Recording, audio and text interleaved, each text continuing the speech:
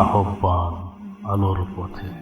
প্রায় মসজিদে দেখা যায় যে অনেক মুসল্লিরা সেজদার সময় পা মাটিতে থাকে না এবং অনেকের নাক মাটিতে লাগে না, তাদের নামাজ হবে কিনা? ভাইরা আমার, অনেক মুসল্লি এরকম আসলেই আছে যে 20-30 বছর ধরে নামাজ পড়তেছে, অথচ নাক কপালে লাগছে, মাটিতে লাগছে না, কপাল মাটিতে লাগছে, নাক উঠে আছে, অথবা পা উঠে আছে।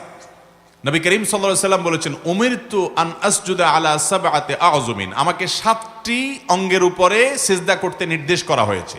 2 হাত, নাক, কপাল, 2 হাঁটু এবং 2 পায়ের পাতার আঙ্গুলগুলো, এই সবগুলোর উপর আমাকে সিজদা করতে বলা হয়েছে। এর কোনোটা যদি পুরো সিজদাতে একটুও না লাগে, আপনার নামাজ হলো না, ওয়াজিব তরক হয়ে গেল, আপনাকে সিজদা সাও দিতে হবে। হ্যাঁ, এমন হতে পারে যে পাওটা হঠাৎ উঠে গেছে, আপনি আবার নামায় ফেলছেন, তাতে অসুবিধা নেই, কয়েক সেকেন্ডের জন্য উঠে গেছে, সেটাতে সমস্যা নাই। কিন্তু নাকি লাগান নাই পুরো সিজদাতে, আপনার নামাজই হবে না, কারণ এটা ওয়াজিব 7টি অঙ্গের উপরে কি করা? সিজদা করা।